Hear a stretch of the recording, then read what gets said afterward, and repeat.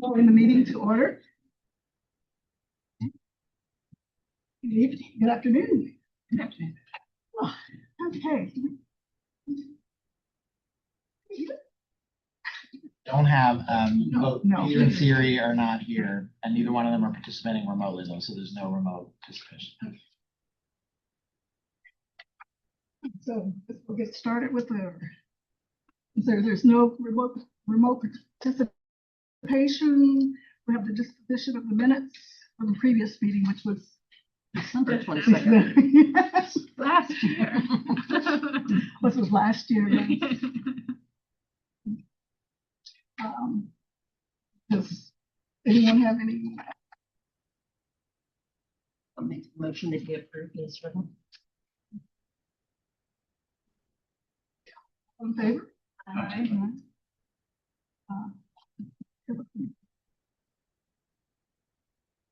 Just for the record, could we just read into this meeting what happened in January? I think it was canceled, right? But Yeah, in January. We couldn't get a quorum. we had a big snowstorm. Yeah. Right. Okay. The library was closed. And so, Yeah. Facilities were closed and unavailable. But that wouldn't be that has nothing to do with this. Correct. I'm just, for people who are interested in what's happening in the library, why can't I find what happened in January? And now it's in the Right. record. Yes, I know it needs to be in the record, but we need to finish off the December minutes. Oh, I'm sorry. I thought the vote already happened. But that's right. So we had done the vote for a December meeting, and then Mike made the mention Right, to yeah. address January's meeting. Well, it's not a motion. I'm just announcing for the general knowledge. Okay. So I think everybody, there's no, what the minutes for December have been accepted. Okay. Okay, now let's see. So when we put the information about the January January meeting in the comments. We could add a note to the minutes just saying that there were no January minutes to approve because the January meeting was canceled due to weather. And that, Oh, so it is in the minutes for this meeting. Okay. Are there any announcements or public comment? I have a series of announcements. Okay. So first of all, I wanted to thank Ophelia Payne for hosting us today, the branch manager of the Louisa County Library. Ophelia, do you want to say anything? Good afternoon, everyone. Just to welcome you out here to Louisa. I think a lot of you have been out here before. I'm glad you're here in February. So just welcome. And after that, so I believe all the board members have been on a tour of the facility, but since you were here last year, there is a new conference room in the back of the computer lab. I think it's currently being used, but I recommend you go take a peek there. That was funded by the Friends of the Library Endowment Fund, and it's worked out very nice. So I'd be happy to show you. I wanted to welcome back Sierra and thank you, Sierra, for coming back. Glad to have her back as the additional board note taker, and thanks to Krista Farrell and Meredith Dickens for stepping in while Sierra was on leave. And then finally, I'm very happy to introduce two newest members of JMRL's management team who are both here today. They can't stay, unfortunately, but they can say hi. So first introducing Maggie Bond, JMRL's new Reference and Adult Services Manager. Yay!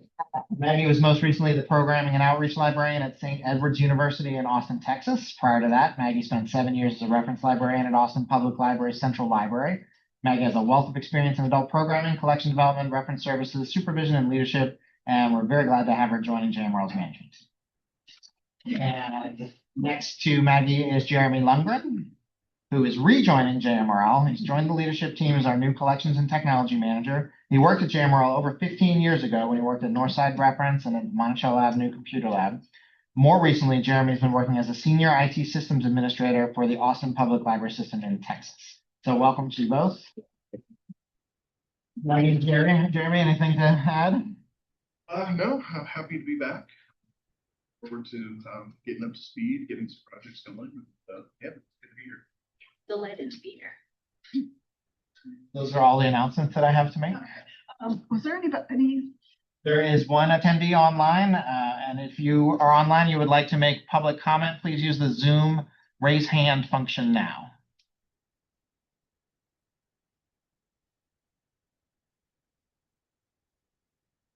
Doesn't look like there's any online public comment. okay. Okay, moving along, we'll have our trustee continuing education. Great, and I'm pleased to introduce Dylan Padilla, the Public Relations Specialist for JMRL, and Dylan's here to talk about the job that he does and some of the data that he shares with you on a monthly basis.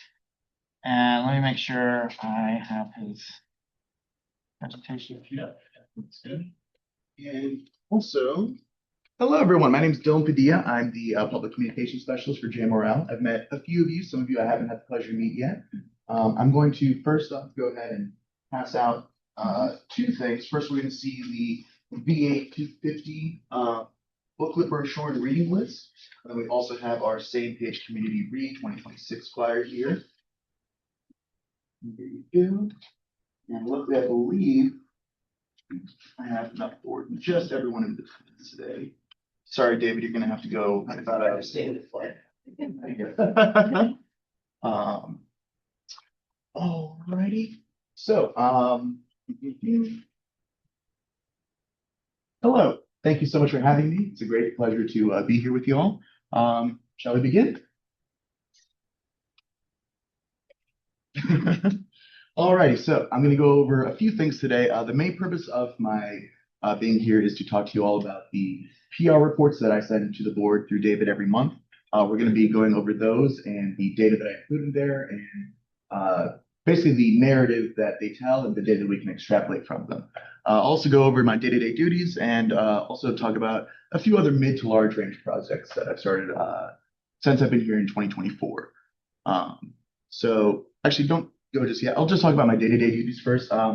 My position is part graphic designer, part copy editor, and part social media manager, I would say. So most of my day consists of monitoring social media and reaching out to our media contacts to get JMRL featured on things like local news stations, community partnerships. We've got a few terrific things going on with two radio stations. We have WNRN, which is doing some promotion for Same Page for us. We've also partnered with 1061 The Corner, who have been doing a month-long project where we've been visiting every single library branch, doing interviews with staff, and also some local authors. On top of that, I'm in charge of all of our graphic design needs. So I oversee design and get to production all of these materials that you see here, as well as things like library signage and also the brand guide, which was recently updated. Then the last thing that I do in that sort of sphere is I'm in charge of all of our newsletter content. When I started here, we were just doing the regional newsletter that would be sent to patrons across the entire service area. We also have now since rolled out region or branch specific newsletters. And I'm in charge of training hires at each of the branches to be a email liaison. They aggregate content, put it into the newsletter, and then send it to David and I for review before it gets published. And then I'm also in charge of maintaining and aggregating content for the central as well as the regional newsletter. Any questions about just the general scope of what I just went over? It's a lot, I know. Alrighty, so yeah, we can go on to the included in every PR report, I have a few things. I have media mentions, which are mentions externally from local news sources. Most commonly, it's NBC 29 and CBS 19 News that we work with, but we also do some other ones in the service area. Below that, I have a complete listing of our social media posts for both Instagram and Facebook. They're both run out of the same application, which is the Meta Business Suite that combines both of them so that we have unified posting across both. The last thing that I include is the analytics. And this is really the bulk of what I'm here to talk to you about. At the bottom of each of these, you'll see I have our meta analytics and also our newsletter analytics. Here I have a comparison between the old Meta Business Suite analytics graph and the new one. As you can see, the old one was beautiful and terrific, and I loved it dearly, and they took it away from me.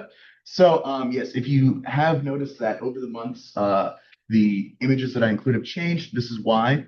But I will be going over each one of these, in their own. But something I want to say is that Meta is a service and not our friend. The reason why I differentiate the two is that the analytics that Meta shows us are customized for businesses, and it's to read a fear of FOMO or fear of missing out, where they will intentionally change the way the graphics are displayed to you to incentivize you to buy more ads.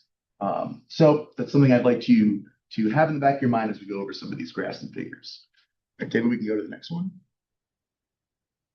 So views. Views are the rawest data point that we can use to see how our strategies work.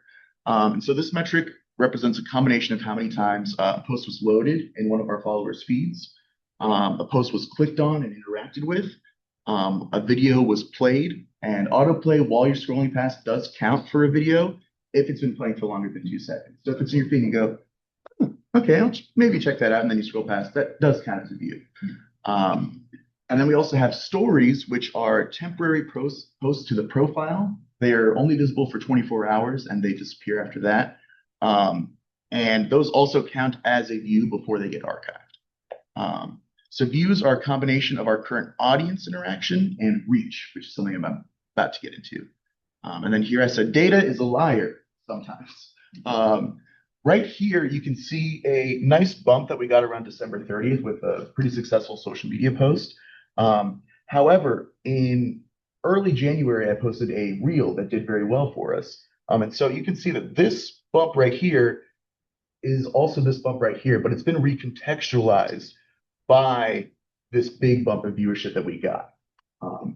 So these big bumps are terrific when they come, but social media can be kind of finicky, and you can't always tell when you're going to get a hit or viral post. I've worked very hard on reels that didn't do very well, and I've just thrown some together that do terrifically.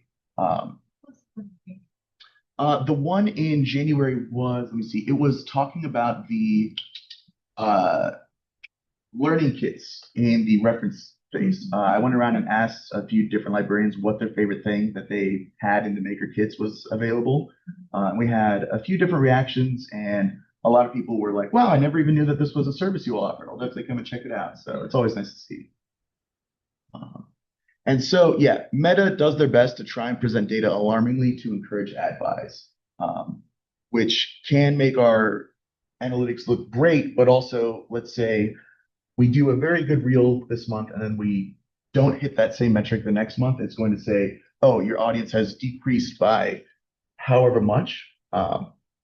This is comparing it against growth from that same time last month, not a prediction model of where it's going to be going if it follows trend. All right, David, we can go to the next one. So this is the standard image that's going to be included in most of our stuff. This is reach. What reach is an aggregation of how many times something has appeared on a person's wall. And we can see here, this is a fairly old reach screenshot from the last time we purchased an ad through Meta. We can see that this graph counts two things. We see reach, and that's from organic and from ads. It stays consistent because we hadn't purchased any ads until right about here. And you can see it start to sharply go up. The way that the Facebook algorithm prioritizes and decides what posts will go where is a mystery to us all. They become kind of secretive and a little clandestine about it. But that's, once again, an encouragement to buy ads from Meta. All right, we can go to the next one, David. So viewers as opposed to views. Viewers mean the amount of individual people who have seen the content, whereas views is just the amount of times that it's been played or interacted with. So, for example, we could have, let's say, 15,000 viewers But if we have, 40,000 views, then that means that these viewers are watching it multiple times. If we have, let's say, 40,000 views and 40,000 viewers, that means that most of our audience is only interacting with one thing whenever they choose to interact. We can go to the next one, David. So what makes reach distinct from use? I already talked about this a little bit, but it helps us see how successful our ad buys are. It helps us see what percentage of people will follow the page based on their first exposure to it. And it also lets us see what content people see that brings them to our page. For example, we can see if someone is more likely to click our username and follow based off a reel, story, or a regular photo post. So this also allows us insight into what the algorithm is doing to our posts once we send it to the ether. So for example, if you're a film studio, your film made $10 million at the box office. If the tickets are $10 each, the views metric tells us that the movie was seen 1 million times. But without the reach metric, we don't know if it was seen twice by 1 million people, or by 500,000 people, once by 1 million, or even 1 million times by a single person.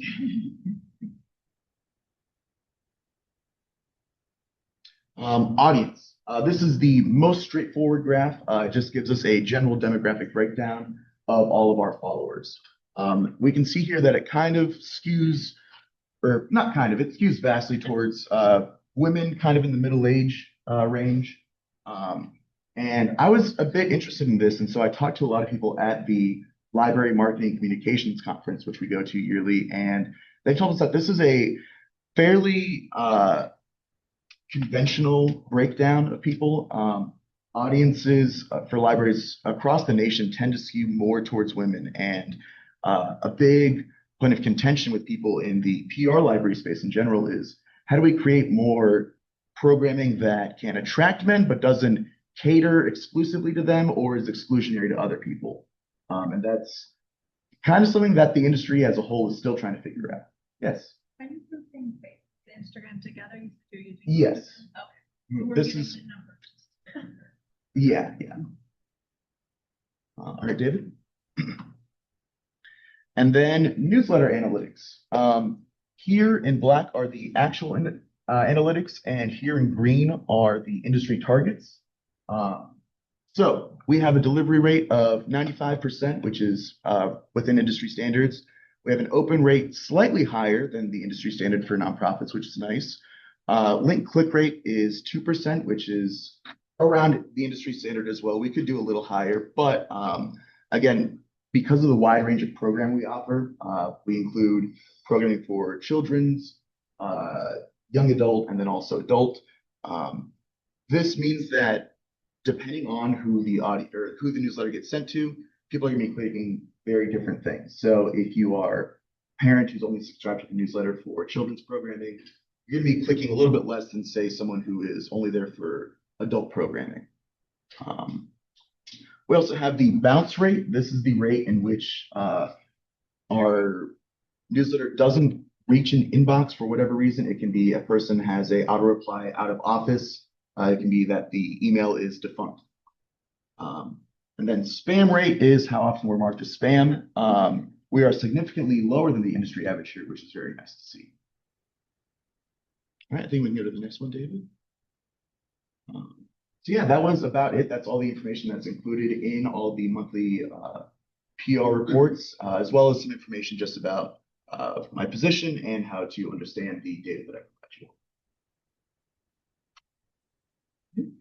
Any other questions? I have a ton of questions. No. So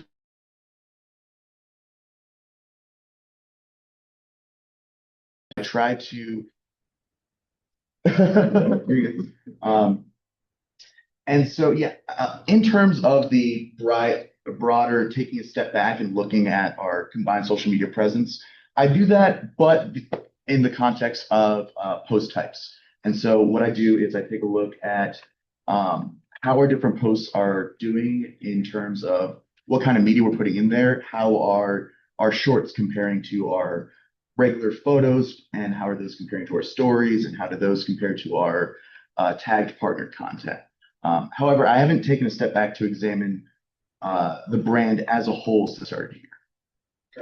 And I think that's good. And I would encourage just you talk about the content type, but I'm thinking about more of the content. The context of the content. Yeah, are we overweighted on one type of content or another? But from the engagement, it seems like, I mean, I like the idea that you identify that engagement kind of mismatch and you're thinking about ways. And the phrase that you said kind of struck me also, that in the context of that gender imbalance, we're thinking about messaging, how to craft content that would attract men but not be exclusionary to other people. I think that idea of that things that can attract one segment of our community can also be exclusionary to others. I think that could be repeated on various levels, not just a gender level, but again, we've got red-blue divides within our community and all of that sort of thing. So I would encourage a couple of things. One, that we from time to time just examine that mix and what kind of perceptions it could be what's the overall perception that could be driven from the standpoint of those. And then part two, I would kind of write that down a little bit, at least at a procedural level, because hopefully we'll have you for a long time, but you might find something better, something, bigger and better. And we want the next person to kind of be able to take advantage of the thought that you put into that. Absolutely. Okay, one last topic that I want to touch on a little bit. I've noticed that we have in the recent couple of months, we craft our own content, and you talked about talking to librarians who, I think what was your example? You interviewed some folks, yeah, and posted for them. But I've noticed that we've also chosen in recent months to repost third-party content that someone else has created and initiated. If you're interviewing a staff member, they have an employee handbook, and they have a dress code, and they have their own training for how to present the library. Someone from the third party who's posting about the library, they can absolutely post whatever they want, and they don't have to do any of those handbook stuff. But when we choose to repost that, it's now the library's speech. We've presented that as our own voice. It's been kind of rebranded as our voice. And so my question is, what criteria or process do we use when we're choosing to adopt a third-party post as our own voice?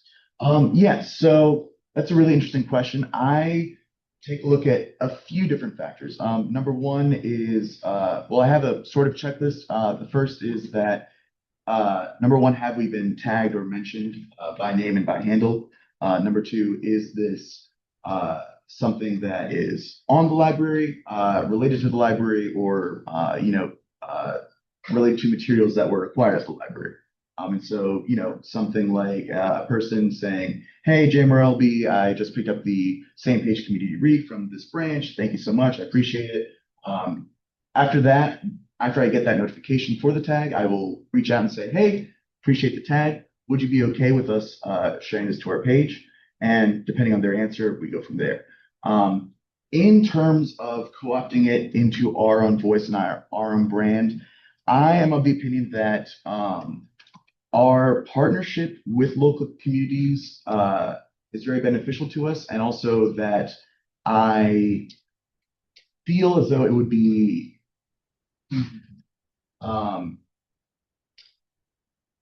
I don't want to discourage local partners from coming to the library and being excited about what we have through use of overly stringent guidelines. So, for example, I was in charge of redoing the brand guide this last year. And in that, I included some new procedures around permanent and non-permanent signage. So for permanent signage, it all has to be very JMRL branded. It has to use our official font, have our official logo, and be dated with the staff member's name. Non-permanent signage for things like flyer that's going to be around for like 2 weeks or so, just promoting a program, has less stringent guidelines. And so I see tagged social media posts as similar. They do have guidelines which have to be followed, and we have to post the context, the content, this, that, and the other. But I think that laxer guidelines in this case helps us be more tied to the community. Yeah, I agree. There's a balance to strike there, but I guess I'm just raising the thought to always think of it from the perspective of the what's the word I use? Critical, somebody might be a little critical, but also doesn't know a lot about what's going on inside the library and for all our messaging. Uninformed or casual, someone who's in casual contact is going to see whatever we post and is just they're not going to make the distinction necessarily that. Clarification. As someone who does social media, Yeah. I don't- Yeah. Are you saying that when he reposts another post, you're saying that now the library owns that content? It's my opinion that in the perception of the viewer, they just saw JMRL. That's a JMRL branded thing that came across their feed from JMRL. So if I follow JMRL, I wouldn't. That we've endorsed it. To me, that would be very different than saying that I've now co-opted it. Is there Or something it's that's now coming from us. If I've reposted something, I mean, I'm sure there's people that are very ignorant about social media out there that would not understand that. But to me, that felt like a really different thing than saying like, maybe that somebody has posted, I had a great day going to JMRL's event, and he just, I would call it retweeting, but of course we're not on Twitter. Yeah. But to me, that's a very different thing than saying the library is now posting that this person. Well, the library has made a choice to repost it. I mean, Well, they're saying nice things, and they're a customer. Aren't we trying to have our customers encouraged to come back? And we are when every aspect of the third party post fits our.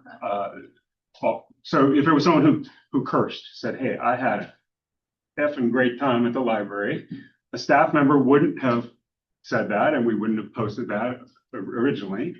And it's probably not one that we would also choose to repost.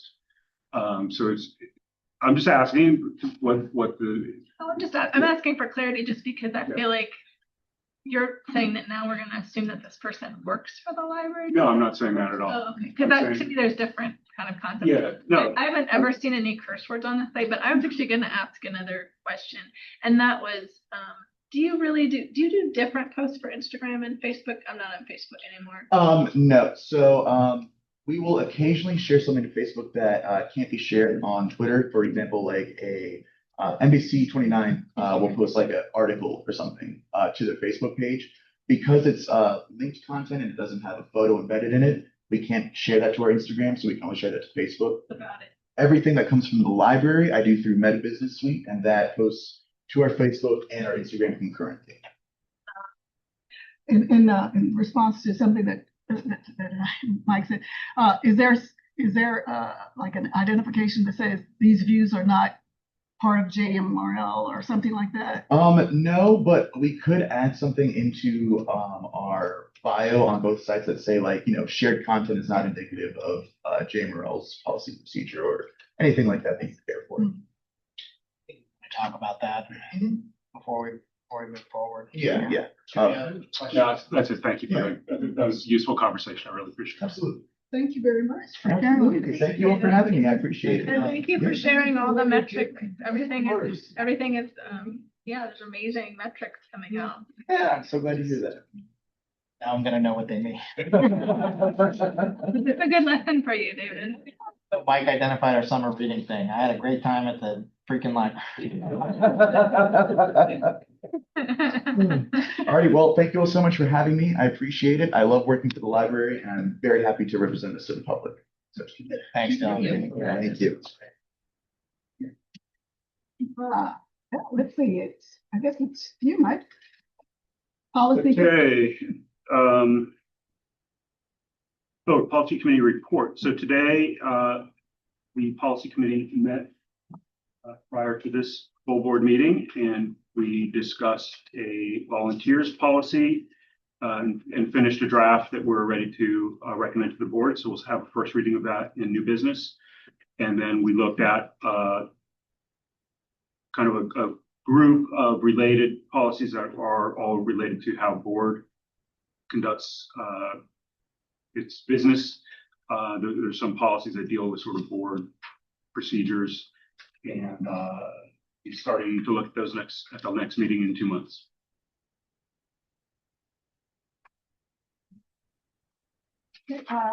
Whole business. The fiscal year 27 budget update. So I sent the board a pretty detailed update that was going to be part of your January old business, just to highlight a few things there. Right now, JMRL has presented our budget to all 5 jurisdictions, with all 5 jurisdictions, either elected officials or staff or both. And we've concluded all of those. We're starting to get to the point where we're going to see what jurisdictions are recommending. The first of those that's come in has been from the Louisa Board of Supervisors, who have indicated that they will include JMRL's requested amount in their proposed budget, with some additional support for books and materials from the Louisa Library Foundation for next year. So they're gonna meet the. Yes, it's going to be a tweak to the final budget that the board votes on because of the support of the foundation out there, but in the end, and you know, a lot of things can happen. The board of supervisors still has to fully finish discussing this, but in their early discussions, they are recommending ask. Now those are going to start coming in pretty quickly. Wednesday this week, the Albemarle County Executive will release his proposed budget, so the board of supervisors there will have that in hand. And then March 2nd, the city manager will do the same for city council. For Charlottesville and Albemarle specifically, I'll make sure to be available for the work sessions for those 2 bodies that are dealing with the central library CIP request, because next year's the first year where money will go in from both of those 2 jurisdictions. So nothing else to update at this point. I sent you a calendar of when all those meetings were. There's no expectation right now that trustees would go to any of those meetings unless we were requested to attend, in which case I'll work with you on all together. Okay, second reading. Policies. All right. This is supposed to happen in January.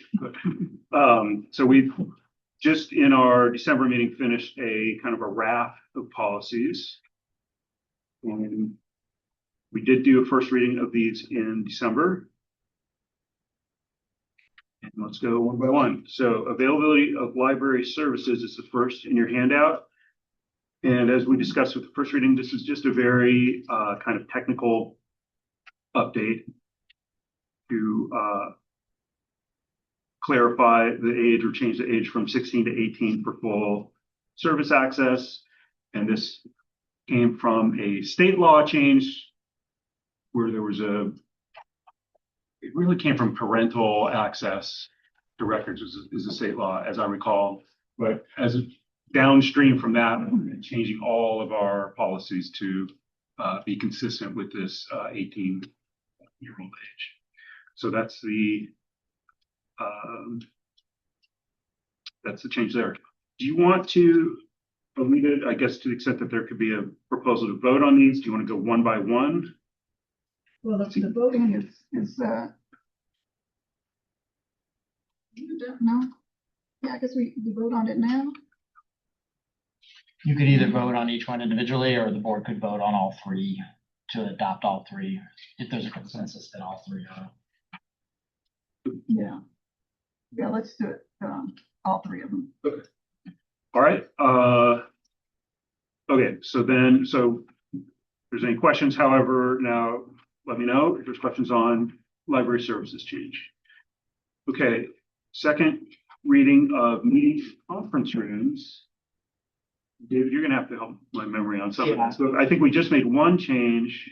Oh, I see. We've maybe we should have gone in a little bit different order. For audiovisual equipment use 5.7, we essentially deprecated that or proposing to deprecate that and move that to procedure. The procedure is backed up by a form, which you see on the audiovisual equipment use. So basically a patron who wants to use the AV equipment in a meeting room would be filling this out, and essentially the form communicates most of the procedural stuff that the policy already communicated.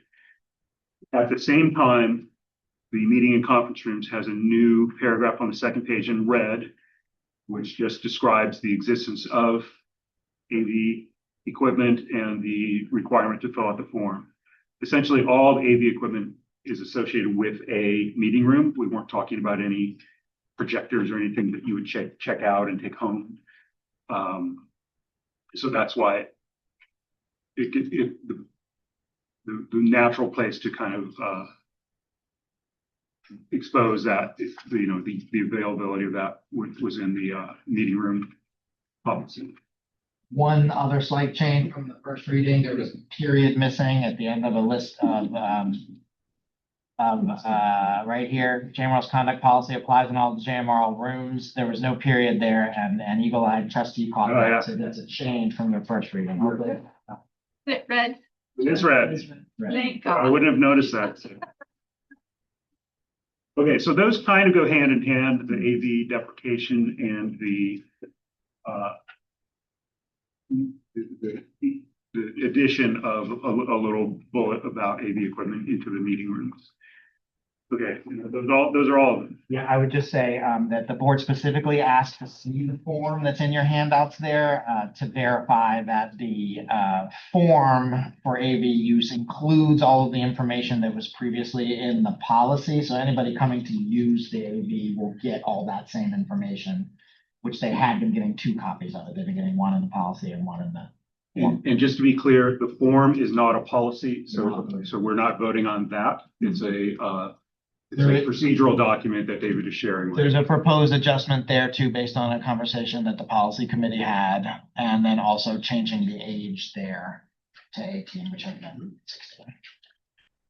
So I would maybe recommend, Alita, that since you're adopting 2 new policies and removing one, that those be 2 separate motions. So one would be to adopt policies 4.21 and 5.1, and another motion would be to remove policy 5.7. Make sense? Yeah.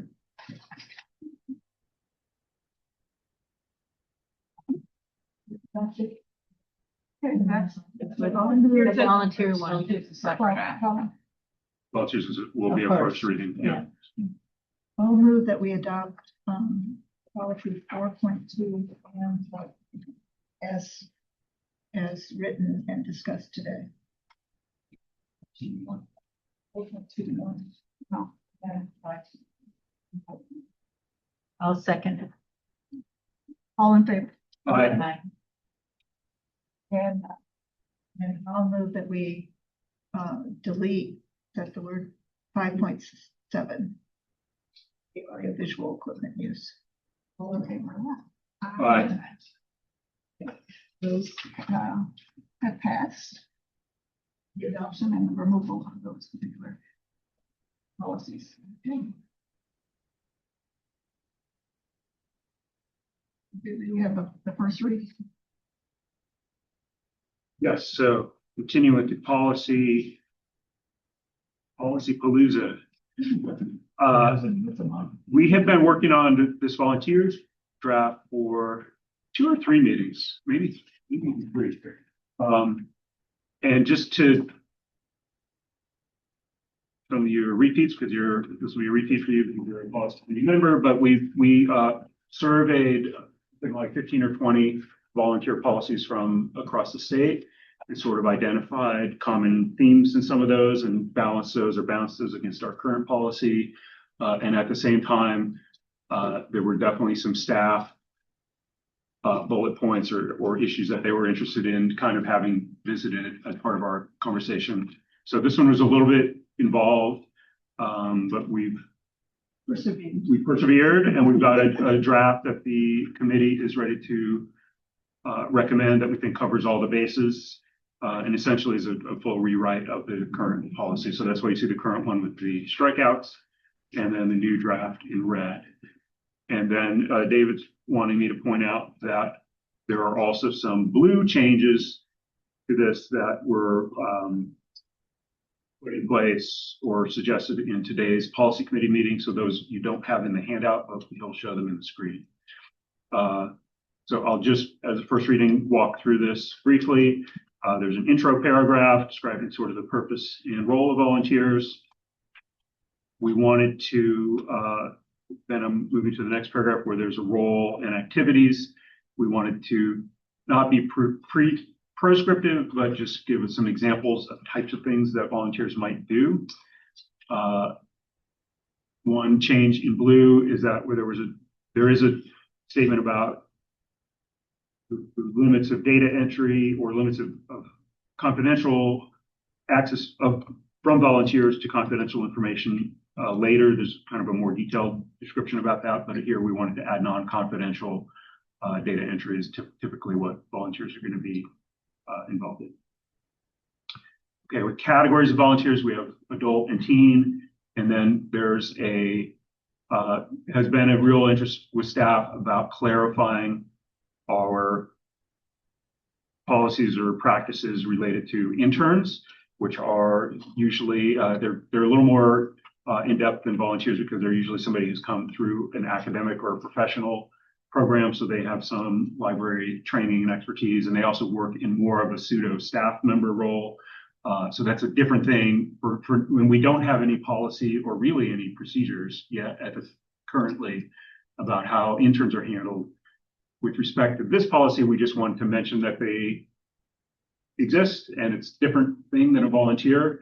And I think we've identified that the policy committee may be looking at a separate internship policy to kind of clarify, have the room to discuss, issues related to interns in more detail. But for purposes of this, volunteers, we just want to kind of mention that it's there since we don't really have that written down for anywhere else. The team volunteer contract, is that within the volunteer application? Yes, it's closer to the volunteer handbook that we have for adults. It's just a different terminology. It's a contract that they sign that lays out like what their responsibilities are and then what the library's responsibilities are. So it's closer to, they do have to do a separate application. This is closer to they're agreeing to hear the terms of what they should and shouldn't do as a volunteer. Is there a limit on the amount of time that teens can volunteer? Because wouldn't want to interfere with their schoolwork or anything like that. Yeah, we wouldn't want them hanging around the library all day. Right. No, I think that is an individual branch decision. It depends. And there are many different ways to volunteer at JMRL. Some of them are members of the teen advisory groups, which are very like, you come in once a month at this time and this day. And some of them are regular volunteers that might have a schedule to come in and show up on the weekends or whatnot. So there's no limit to that I'm aware of. Okay, then we talk about sort of applying and how do you get to be a volunteer and onboarding and so forth. So there is a volunteer application, and we do perform criminal background checks. This word individual has been added in blue because, as with all the library things, there's little special circumstances or some detailed cases. Yeah. You got it. So it turns out that sometimes there could be a group from, for example, UVA that might volunteer to, Paint a wall. Paint a wall or something, and they're generally not in that group context be interacting with the public. But our practice has been, and we wanted to maintain that those groups who are coming in as part of a sort of a parent organization don't each necessarily complete a separate volunteer application per person. And then similarly, we wouldn't perform a background check, and our volunteer coordinator kind of laid out a set of criteria for when we do perform those background checks in this group setting or individual setting. So that's where some of the specific language here is covering one of those one of those special cases. Similarly, and I'm moving kind of into the next page, all volunteers get some orientations and have handbooks, whether it's a teen contract or the regular volunteer handbook. And then moving forward, we want every volunteer to have a specific library staff supervisor and point of contact.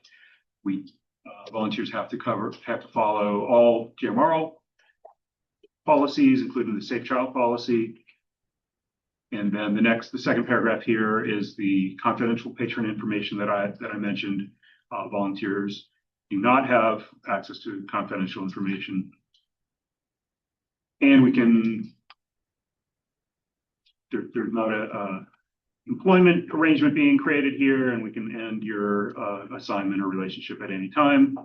And then there's, even though it's not an employment relationship, we can provide references to volunteers, and there's a separate references policy already, so that just falls under that. Questions or comments? All right, so we'll review it again next month. Schedule. Okay, I wanted to get this on the board's radar early. I'm not asking for a vote for this month, just asking for some general direction here. This is on page, Just the the last page of your handout. So, oh, did not. Your handouts look like that? Yeah. There's no period at the end of mine. Yeah, no period. Right about that. It's a draft, we understand. I know something happened in the translation of PDF. So what I wanted to point out was the fact that there are multiple Saturday holidays next year, which is a problem because the JMRL is, of course, providing service on Saturdays, and this becomes an issue for managers to be able to schedule staff and for staff to be able to take time off, basically. So for example, for our jurisdictional, the 4th of July is on a Saturday. Right. For our jurisdictional partners, they'll say there's an observed day on Monday or something like that. And the library traditionally is just closed on that day because we are open on that day. So we're not going to be open on the 4th of July. Nobody's going to come in, but it creates an issue. About half of our staff works either Friday or Saturday. They switch those two. So again, on Christmas time, Christmas is on Friday. So traditionally we have done kind of day before, day of, day after. So if you do that on Thursday, Friday, Saturday, then you only have, most folks will only really get 2 days off, and then they'll be owed a day off later, same for 4th of July. So I don't have a clear solution for you. I did have somebody suggest to me that the library have an unpaid close day for some of those as well. And I'm not sure if I would support that because it's more time away from the public, it's more closed days. But I think it's worth the board considering. It could be worth me going back to staff to take some polls on this. I'm interested in your thoughts about this. So I'm sorry your handouts didn't come out correctly, but the Saturday of Independence Day is a big one. And again, on Juneteenth next year, it's June 19th, which is a Saturday. So half the staff gets comp time and they basically work a week. They work Friday. They don't really get a holiday. They just have a day off at some later time. I'm making the board aware of it. I'm open to any conversation suggestions that the board has. One other thing I'll point out is that this year on Thanksgiving Eve, which is Wednesday before Thanksgiving, 4 out of 5 of our jurisdictional partners closed at noon, which is kind of a new thing that never used to happen. We've always closed early, 5 o'clock. But something to go on the board's radar as we're thinking about what staff might appreciate. Any thoughts on scheduling difficulties for kind of a tricky year next year? December, Christmas really kind of, it'd be open on the 23rd, but we wouldn't get back until like the 29th. Central will be open on the 27th, Sunday, and then the rest of the branches will be open on Monday, the 28th.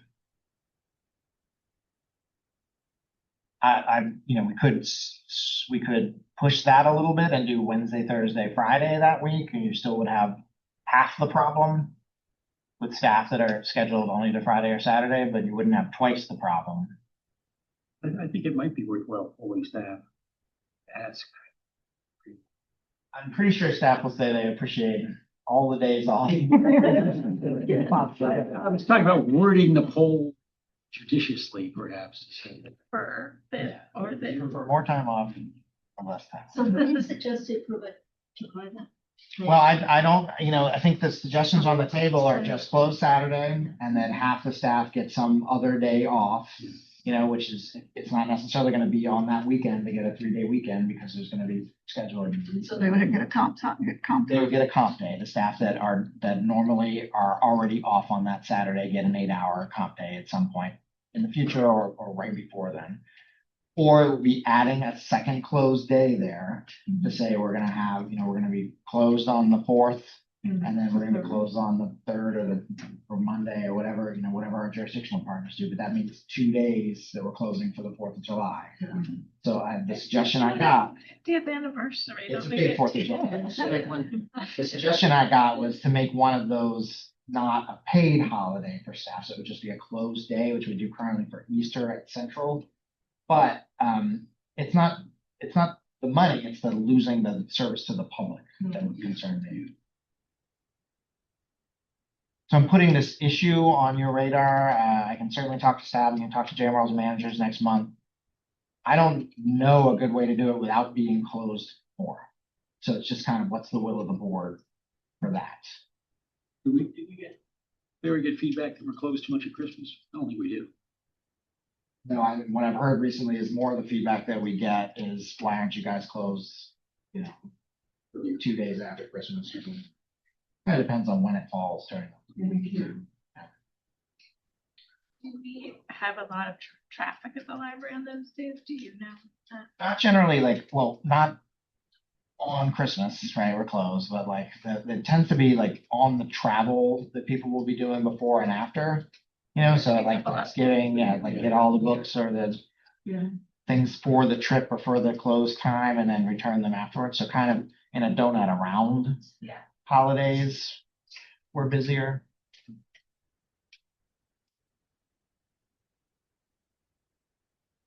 So this is a wishy-washy presentation. This is seeking board input. Seeking the will of the board too. Whatever you do, just make a note, because in 7 years or whatever, you're gonna have the same Come up. problem. What we have done in the past is just we close on those days and managers will have to figure out comp time and staff will get not exactly they'll get a 4th of July, but it's also their regular day off on Saturday. Were there concerns with the comp day? I think it leaves us thin, when managers think about Central where there are 50 employees working basically. If all 50 people need to take a day off sometime within the next few weeks, then it just means you're stretching scheduling. It becomes more difficult. You have to have it close to that holiday, or Can you put it someplace else? Ideally, normally what we tell staff is if they have a comp day, the goal is to get it within that pay period. That's usually not possible, because that would be within a week or so, and everybody would take Monday off, and then we wouldn't have anybody to work the library on Monday. So if they can't do it within the pay period, we say within the month. If they can't do it within the month, we can stretch it out, but then that becomes harder for the manager to have to track down the road for their staff. Oh yeah, right, I owe you a day off from last summer. Well, if they don't get it in that month, you lose it. Yeah, I know the comp days have to be approved. Yes. Yeah. Because you have to schedule. Right. Right. If you can't be at your desk shift, somebody else has to. Right. And when do we, in our normal course of business, what month do we usually approve this? I think let's look at the annual schedule. Okay, it's May. Yeah, it's later. This is early so that there's time to talk about it.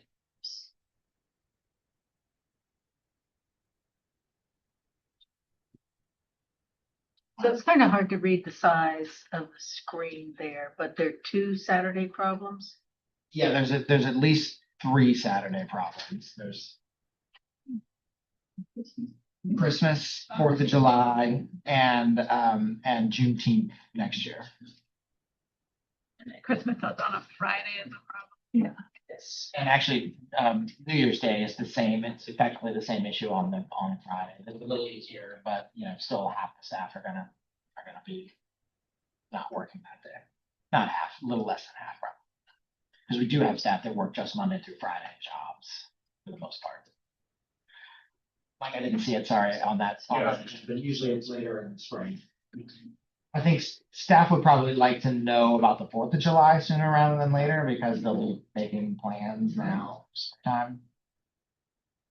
So why don't we do this? I will open the same discussion with the JMRL branch managers. We'll come up with a few proposals. We will run them by staff to see what they think, and then I'll present that back to the board. That sounds good.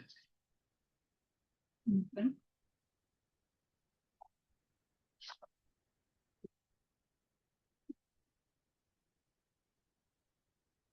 Gary says last year it was approved in March, but we were optimistic last year. We also didn't have as much. Go ahead, Chris. It's because we also need to know for the meeting room bookings. Yeah, like what- Like, we know we're gonna be closed on the 4th of July, but if we're gonna be closed another day besides, because we booked the current month plus 3 months, so that's why March is usually when it's done. Like we need the proposals next month. Get on that. Brittany says the last time we had this many Saturday holidays was during COVID and it was not as much of an issue. Okay, great. Let me make a note.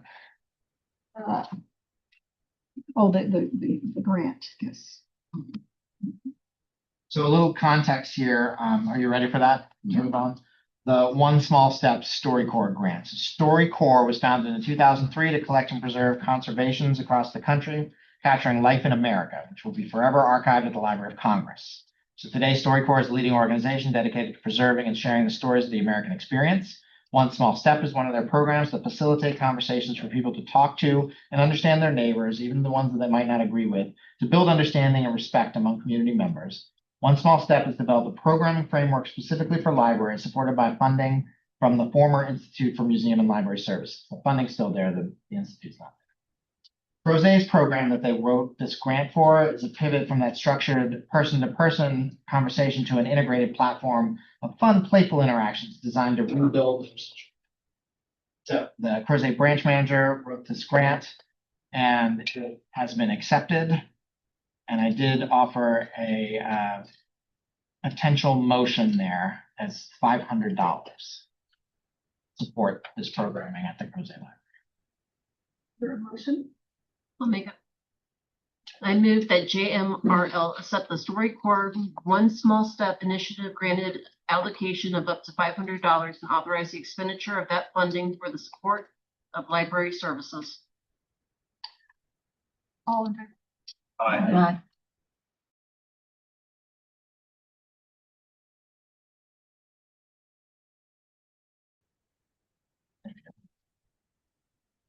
Oh, it's still recording.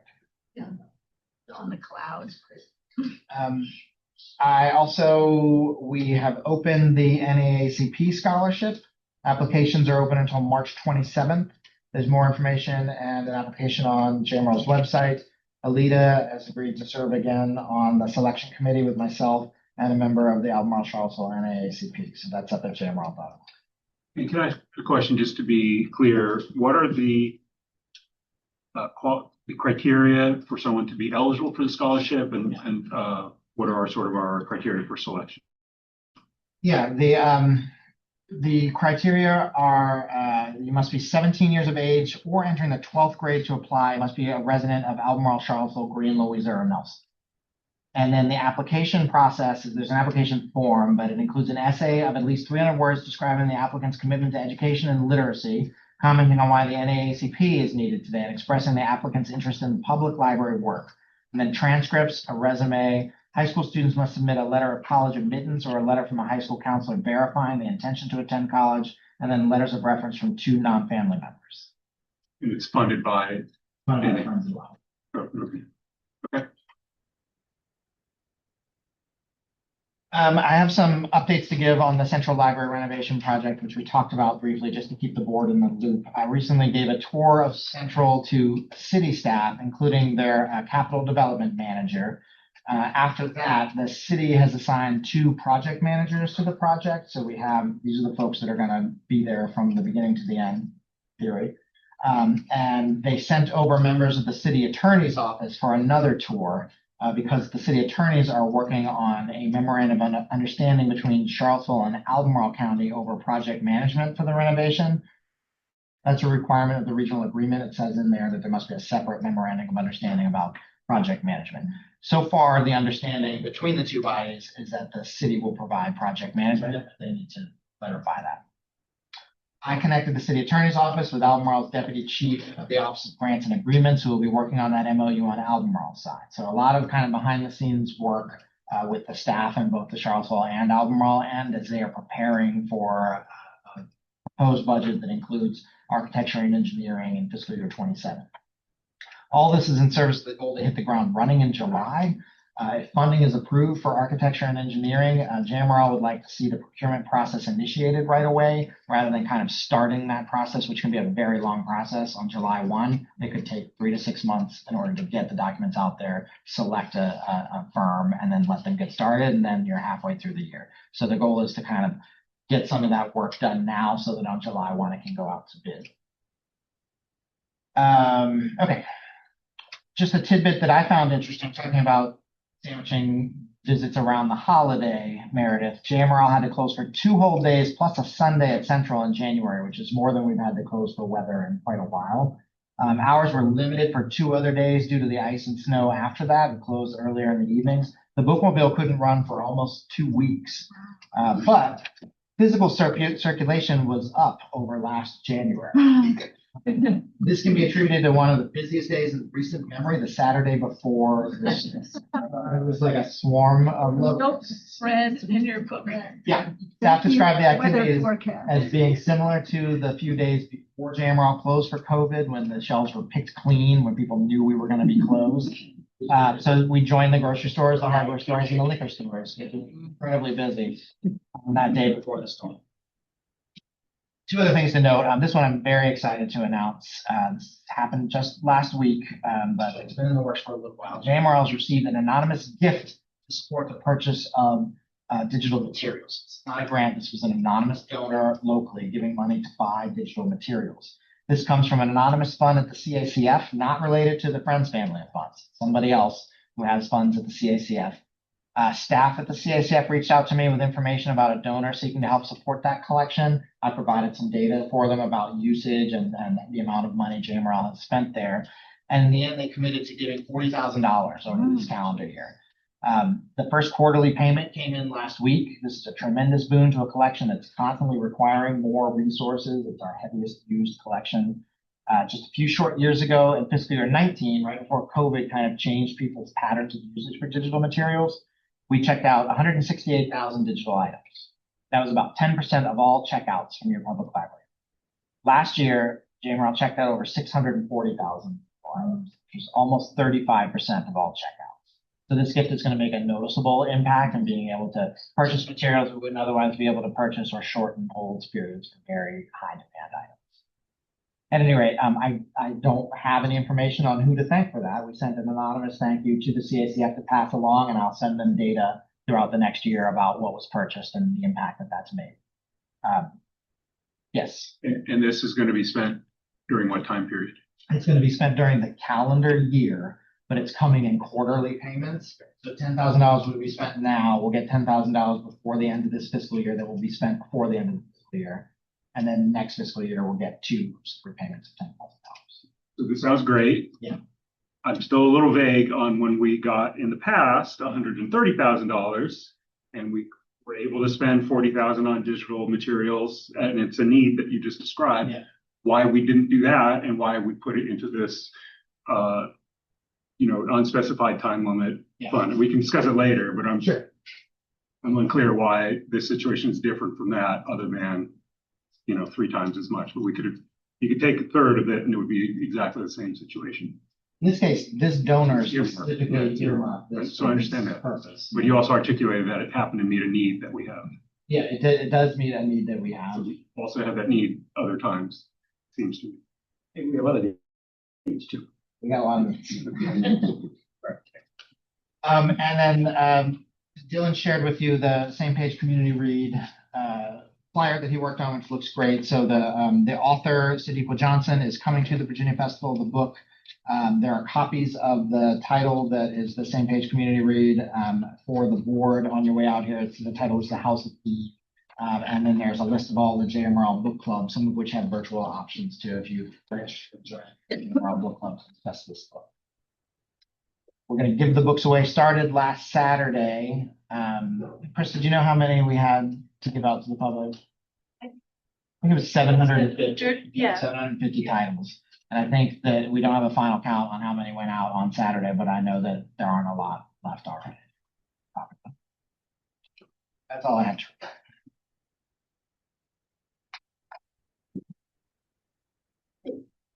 Any other matters? Was there a second grant that needed to be Yeah. talked about that we're going to go back to? Yeah, I was going to bring that up in other matters. So, sorry for the short notice on this one. JMRL has received 3 Virginia Commission for the Arts and Practice grants. In the amounts of $2,000, $1,600, and $1,600, which is a total of $5,200. Arts and practice grants help ensure that Virginians can experience enriching educational programming through dynamic artist-led residencies. Grant program is designed to reimburse eligible organizations for applications with partners and to partner them with artists on the VCA teaching artist roster. Arts and practice activities are in person and support a diverse range of learning environments for participants. JMRL has booked MIMA Music to lead music programs for elementary and middle school age patrons that will allow the young participants to explore musical genres, preferences, and styles, develop basic musical performance skills, and strengthen socioeconomic skills and problem-solving abilities. These programs are designed to inspire personal growth, build community connections, and to encourage a learning mindset. JMRL's Young Library program patrons. So this is the 3rd year in a row, I believe, that JMRL has applied for and received some funding from the Virginia Commission for the Arts to help support library programs. But we do need a board motion saying that we accept these funds. So if the board agrees, there's a potential motion. You know, the $5,200 comes in like 3 different parts. It's 3 separate grants from the same organization, 1 for $2,000 and then 2 for $1,600. Okay. But are they all to go to this music thing? They're all to go to support programming for children. I believe they're all going to the MIMA Music, which is going to go regional. Here, a motion to accept $5,200. I move that JMRL accept the Virginia Commission for the Arts, Art in Practice grant. That's good. Granted allocation. Granted allocation up to $5,200 and authorize the expenditure of that funding for the support of library services. All in favor? Aye. We accept. I did have one other matter. Okay. The library board's self-evaluation is scheduled for next month. Since we missed, usually we would have talked about that beginning in January, but it's on the calendar for next month. If the board still wants to hold that next month, I can send the forms out, assuming that I didn't get any feedback last year. I didn't get any feedback from Tony last year when he did this. If there are no changes to be made, we can just send it out, and then I'll send the compiled information to Alita before next month's meeting. Does that sound like a reasonable? Okay, thank you. Maybe send a reminder prior to. Why don't you- Some of us are guilty of not remembering the. Yeah. And the saying, yeah, I'll get. Oh, shoot.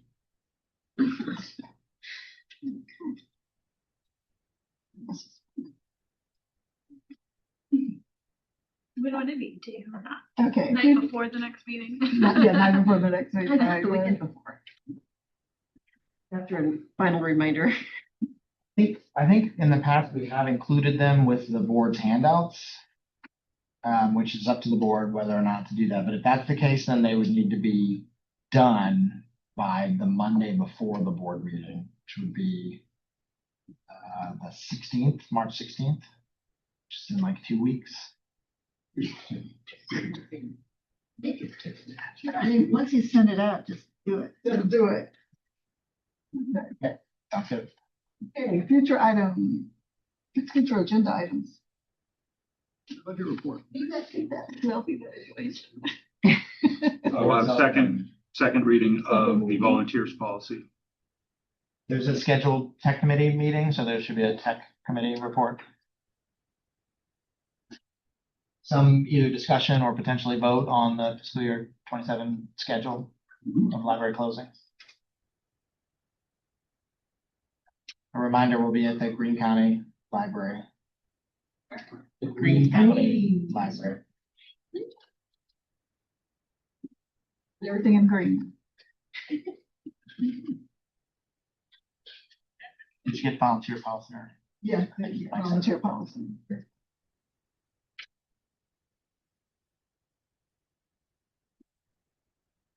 Are we going to do continuing education on notary? I think we were talking about doing that in the summer, maybe in preparation. Yeah, notary Policy. I'll look for a continuing ed, but I'm not sure we have one on the pipeline. I'll have to see what's on the list of things to cover. I'm always open for suggestions too. If the board has specific content areas or program and things that they want to hear about, let me know. Or I mean, there is the book fest. Discussion and our role in that. I mean, that's. Be too late, it'll be over. When is it? What is The it? 20 to the, we can. I think it's I'd be interested in that also, just so you could do a recap, but also just what is our involvement in. Yeah, I think ideally to do that, we would have somebody from the book festival. They might not be available. Yeah. on the Monday after the book festival. She'll be sleeping. But certainly we could ask Elio to come and talk to the group. Sure, she'd be happy to. It just might not be in. Yes, cool. To mark on that one. Proposed adjournment. Well, I moved that we would. You were the She's all in moving favor? today. Meeting adjourned. Thanks for the. I think you did almost every one of them, didn't you? No.